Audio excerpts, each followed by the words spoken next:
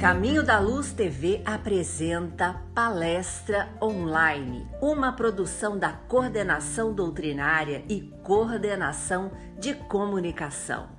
Realização CECAL. Olá, sejam todos bem-vindos ao Caminho da Luz TV. É com muita alegria que iniciamos, unindo nossos corações e elevando ao alto tudo aquilo que trazemos esta noite. Cada um de nós vem buscar aquilo que Jesus revela, a sua face de amor, de misericórdia, de paz. Todos os ensinamentos, usando cada um que vem esta noite trazer a sua mensagem. Somos instrumentos e é isto que Deus quer de cada um de nós. Usar o nosso movimento, as nossas ações no bem. E por isso, convido você para a gente fazer uma pequena reflexão antes da palestra sobre a oração do livro Pensamento e Vida de Chico Xavier. Vamos então entender no capítulo 26 um pequeno trecho da oração. O espírito que psicografou com Chico Xavier é Emmanuel. A oração é divino movimento do espelho de nossa alma, no rumo da esfera superior, para refletir-lhe a grandeza. Reportamo-nos aqui ao apelo vivo do Espírito, às potências celestes, quer vestido na fórmula verbal, quer absolutamente sem ela, na silenciosa mensagem da vibração. Imaginemos a face de um espelho voltada para o sol, desviando-lhe o fulgor na direção do abismo. Esta, na essência, é a função da prece, buscando o amor divino para concentrar-lhe a claridade sobre os vales da ignorância e do sofrimento, da miséria e do ódio que ainda se estendem pelo mundo. Boa noite e vamos iniciar os trabalhos com a nossa palestra. Minhas irmãs, meus irmãos, que tenhamos um excelente dia. E mais uma vez aqui estamos para falar a respeito das parábolas de Jesus. Como nos foi solicitado, hoje falaremos sobre a parábola da ovelha perdida. É uma parábola bastante conhecida e muito detalhamento importante, para tanto, nós solicitamos um tempinho um pouquinho maior. E por isso, então, pedimos a paciência de todos para que a gente possa expor. Hoje teremos uma conversa um pouco mais extensa. Para que a gente fale da parábola da ovelha perdida, eu quero começar trazendo um salmo de Davi, é o Salmo 23, quando ele diz assim: O Senhor é meu pastor, nada me faltará. Deitar-me faz em verdes pastos. Guia-me mansamente a águas tranquilas. Refrigera minha alma, guia-me pela vereda da justiça, por amor do seu nome. Que tenhamos, então, em Jesus, nosso amado Mestre, nosso exemplo, dele guia, essa certeza de que ele nos conduzirá a verdes pastos. Comecei com esse salmo justamente porque quando Jesus, na época em que ele aqui esteve encarnado, fala aos seus povo daquela época, mais uma vez, eu já falei isso em oportunidades anteriores, quero dizer que ele fala a um povo de camponeses, tanto quanto seus antepassados. O povo hebreu era um povo que era dado ao pastoreio, cuidar de ovelhas, era dado à plantação, ou seja, era uma sociedade agropastoril na época. Então, o contexto da ovelha perdida, é esse mesmo contexto de um ambiente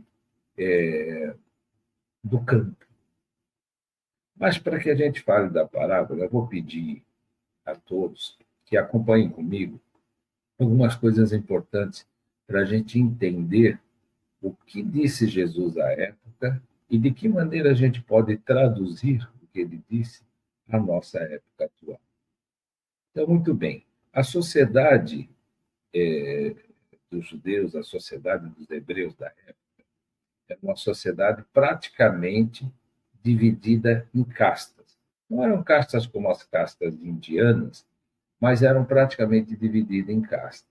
Então, para a gente bem entender a parábola, eu quero falar sobre a parábola da ovelha perdida que se encontra em Lucas.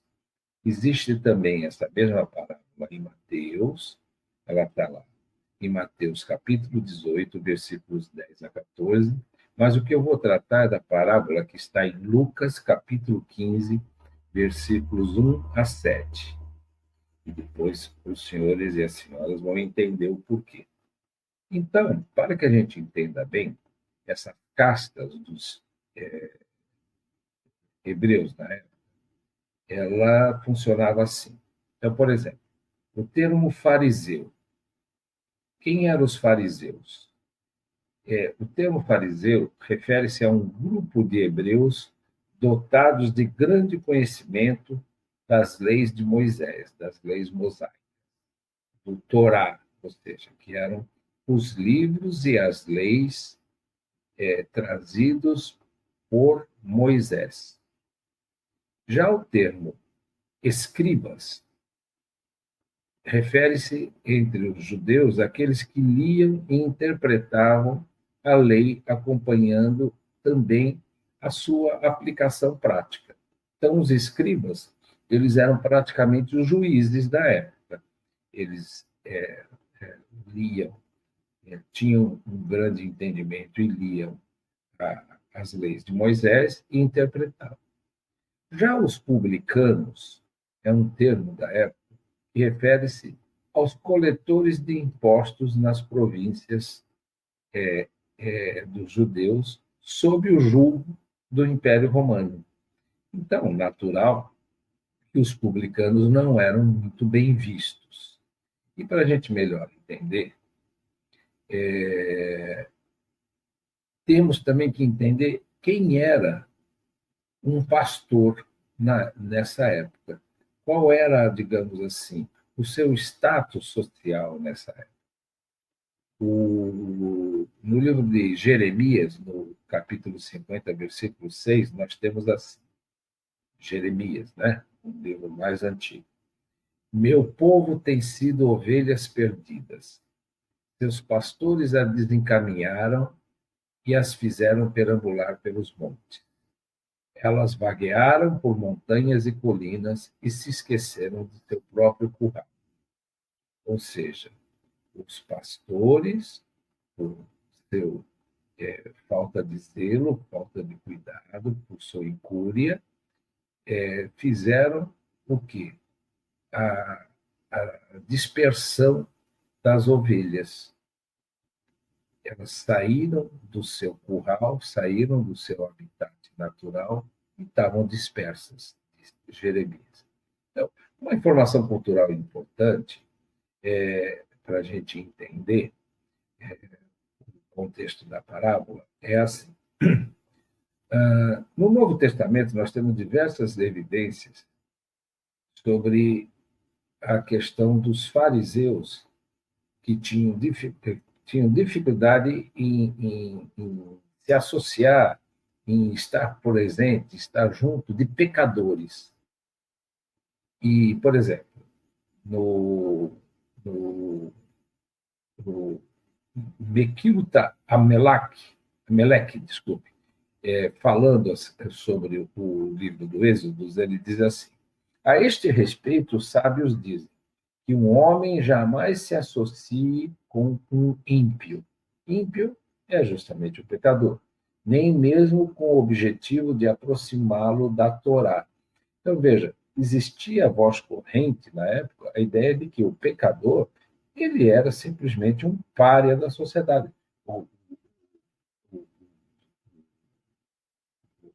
Os senhores da lei não queriam nem saber dele, nem que fosse para trazê-lo de volta. Torá, justamente são as leis mosaicas, nem para trazê-lo de volta para a lei, para o caminho do bem. Muitas vezes esses sentimentos eram muito fortes, muito intensos. A importância das refeições na demarcação das fronteiras de identidade eram especialmente importantes na Palestina na Antiguidade. E é evidente que nos textos do Novo Testamento, e de modo particular em Lucas. Então, aquilo que fala, depois nós vamos ver, de comer entre os ímpios, comer entre os publicanos, ou seja, fazer a refeição tinha um sentido na época de a gente só fazia a refeição junto àqueles que nos eram caros, àqueles que nos eram queridos. Então, você fazer uma refeição para eles, junto de alguém tido como pecador, alguém impróprio, era uma ofensa muito grande. E pastoreio, na época, era uma atividade que não tinha muito valor social, não. Existe um rabino chamado José Bar Hanina, ele dizia assim: no mundo inteiro você não encontrará uma atividade tão desprezada quanto o pastoreio de animais. O pastor passa o dia inteiro com a sua vara e a sua algibeira. Contudo, Davi decidiu chamar aquele que é santo, bendito seja o seu nome, de pastor. Então, Davi, dentro de seu entendimento, ele coloca um novo sentido a isso, mas não foi ouvido pelos seus. Na época, eles de fato não davam valor para a profissão de pastor. Lá, um historiador da época chamado Joaquim Jeremias, no seu livro Jerusalém no Tempo de Jesus, ele transcreve 4 listas dessa época com as profissões consideradas desprezíveis, mas sem valor. E em 2 dessas listas aparece a profissão de pastor. Então, nessa época, os pastores eram considerados desonestos, ladrões, eram acusados de levar o rebanho para pastar na propriedade dos outros, de se apoderar de parte da lã, que muitas vezes esses pastores, eles não eram dono do rebanho, eles trabalhavam como dono do rebanho. Então, tinham a fama de pegar parte da lã da tosquia, parte do leite das ovelhas para si, de forma não consensual, né? E tanto que na época existia até legislação que proibia os cidadãos de comprar os produtos diretamente dos pastores, e sim somente dos donos dos animais. Dito tudo isso, eu quero então, já chegando próximo do assunto da nossa parábola da ovelha perdida, eu quero lembrar lá em Mateus, no capítulo 5, no capítulo 10, no versículo de 1 a 7, diz assim: a esses 12, que eram os 12 apóstolos, Jesus enviou, depois de lhes haver dado as seguintes instruções: não procurei os gentios, nem entreis nas cidades dos samaritanos, e diante das ovelhas perdidas da casa de Israel. Nos lugares em que estiveres presentes, pregai, dizendo: está próximo o reino dos céus. Lá no Evangelho segundo o Espiritismo, no capítulo 24, que é não coloqueis a candeia debaixo do alqueire, justamente os espíritos explicam essa passagem de Jesus, que é não procurei os gentios. Parece, a quem lê primeiramente, que Jesus está dizendo assim, fazendo uma diferença entre as pessoas. Mas aí os espíritos explicam assim. Jesus, em muitas circunstâncias, prova que as suas palavras não eram dirigidas apenas ao povo judeu, mas a toda a humanidade. Portanto, se ele disse aos seus apóstolos que não procurassem os gentios, isto é, os pagãos, aqueles que ainda não tinham uma religião monoteísta, não foi por desprezo à sua conversão, a conversão dos gentios, o que não seria nada caridoso e até totalmente contrário à postura de Jesus.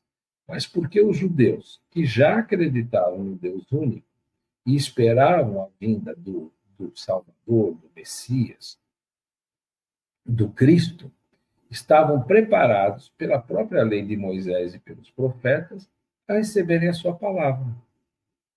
Entre os pagãos faltava essa base. Tudo estava ainda por fazer. E os apóstolos não estavam ainda suficientemente esclarecidos para uma tarefa tão grande. Mais tarde, efetivamente, os apóstolos foram plantar a cruz no próprio centro do paganismo.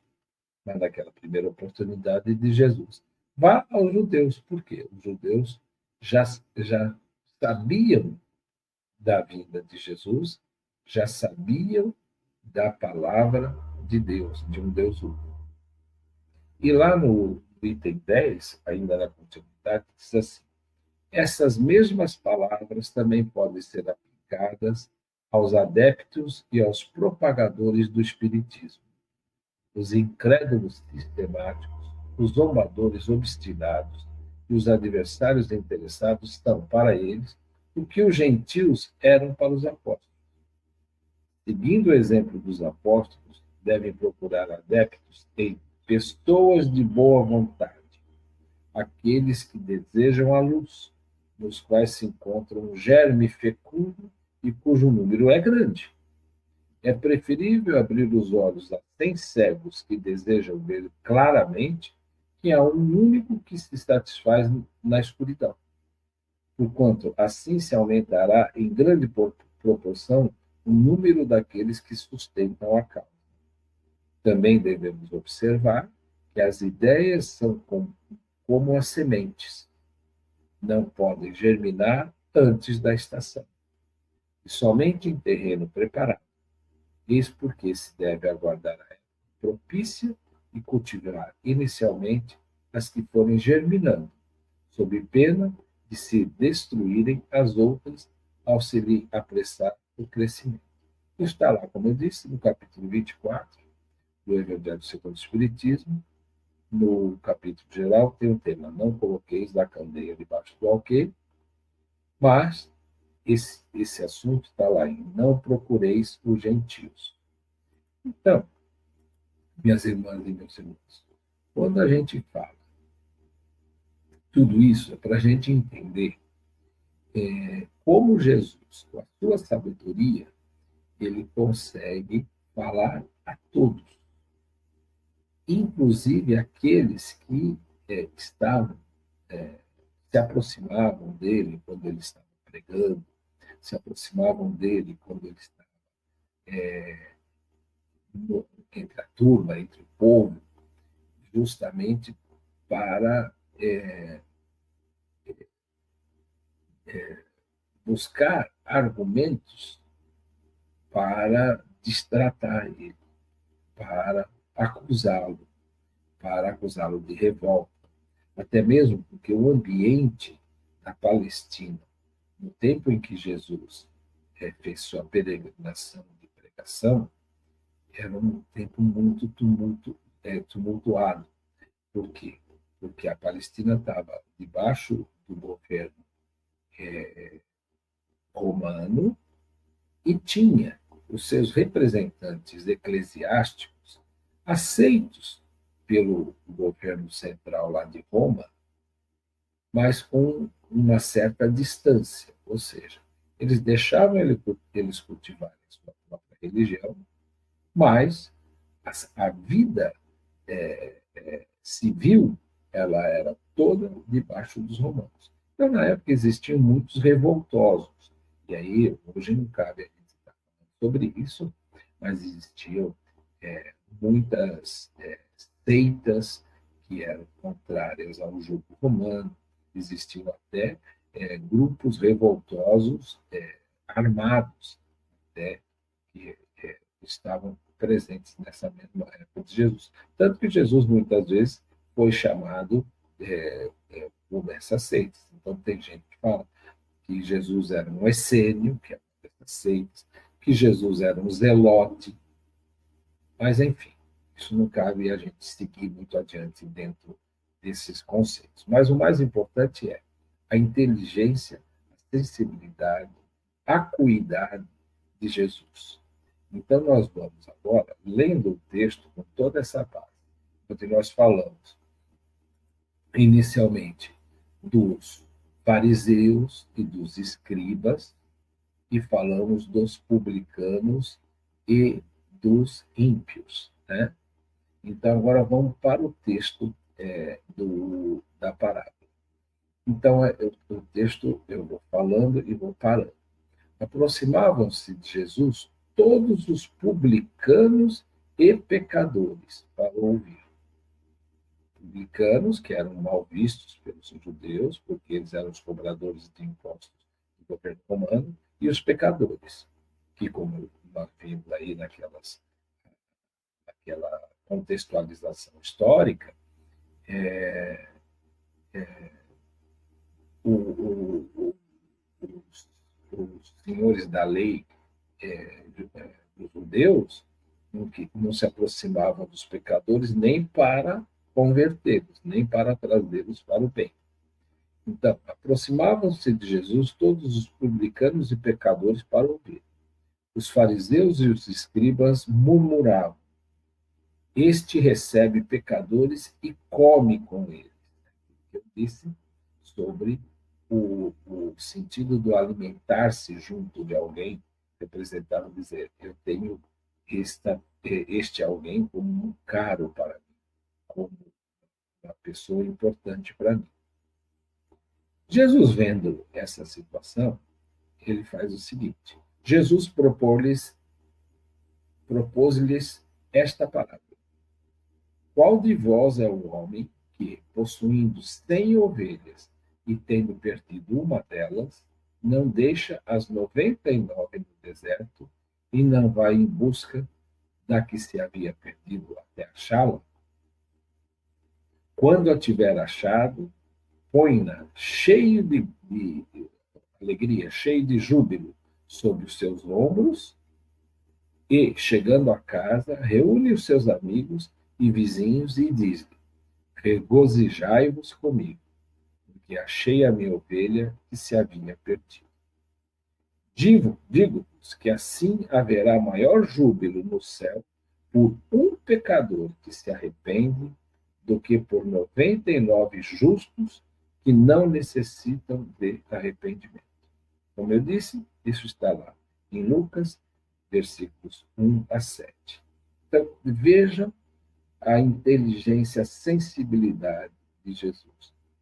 Esses senhores, muito cheios de si, muito orgulhosos, que eram os escribas e os fariseus, estavam ali olhando de forma a recriminar Jesus por estar entre aqueles que eles consideravam que não eram dignos de receber a palavra de Deus. E Jesus propõe essa parábola, dizendo: Ora, se todos vós são justos, tudo bem, vós sois as 99 ovelhas que não estavam perdidas. Só que o pastor vai, deixa as 99 para buscar aquela que se perdeu. E com isso ele põe essa ovelha no ombro, ou seja, isso representa aquela imagem do carinho, aquela imagem paternal, e traz de volta e festeja pelo fato de ter conseguido resgatar aquela que estava perdida. Quem é esse, senão o nosso Pai misericordioso, justo e bom? Quem é esse, senão Deus, que, muito embora justo, ele é misericordioso para todos. Reconhece o seu filho, mesmo quando perdido. E através de seus mensageiros, ele consegue trazer palavra amiga, para o resgate, para o bem desse filho perdido, dessa ovelha desgarrada. E nós, ao longo de nossa vida, muitas das vezes tropeçamos, muitas das vezes nos afastamos das leis divinas. E com isso, somos nós essa ovelha perdida. Tenhamos a humildade de reconhecer e tenhamos a coragem de buscar o caminho de volta ao seio de nosso Pai. Esta, então, é a representação dessa parábola que nos foi solicitado, que tão significado tinha na época, tanto quanto tem hoje. E assim, minhas irmãs e meus irmãos, desejo a todos que Deus abençoe a todos nós com sua luz, sua paz, sua harmonia e seu amor. Tenhamos todos um excelente dia, uma excelente semana. Sentimento firme e corajoso. Fé robusta, se não robusta, a fé necessária para tocarmos a nossa vida em frente. Diz o poeta e músico, vamos tocando em frente.